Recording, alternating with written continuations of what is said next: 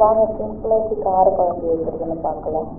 முருங்கைக்காய் மாங்காய்லாம் கட் பண்ணி வச்சுக்கோங்க.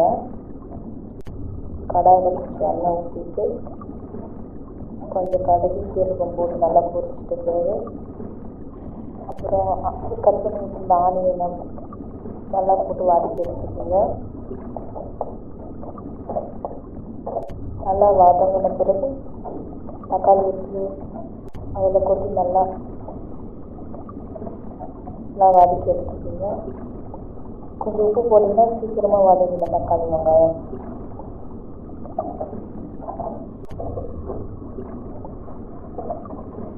நல்லா தக்காளி வெங்காயம் வதங்கி விடுங்க, நல்லா கொல கொலன்னு ஆகிற மாதிரி.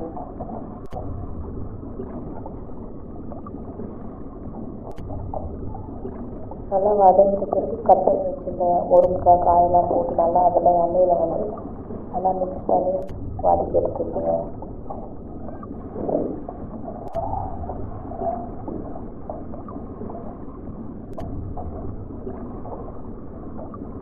நல்லா கிளறி விட்டு நல்லா வதங்கின பிறகு கொஞ்சம் மஞ்சள்தூள் மிளகாத்தூள் வந்து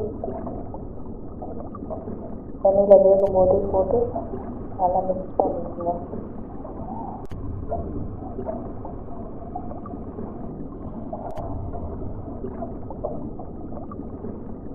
நல்லா மிக்ஸ் பண்ணதுக்கப்புறம் தேவையான அளவு தண்ணி கொஞ்சம் ஊற்றிக்கோங்க.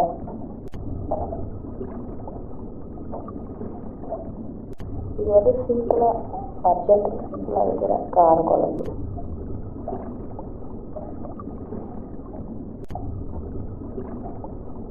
தண்ணியெலாம் ஊற்றி கொஞ்சம் உப்பு போட்டுட்டு அதை மூடி வச்சு சமைச்சா கொஞ்சம் நம்மளுக்கு கேஸும் சேவ் ஆகும், டக்குன்னு குழம்பு வந்து ரெடி ஆகிடும். தேவையான அளவு புளி இருந்தால் அதை கரைச்சி ஊற்றிக்குங்க.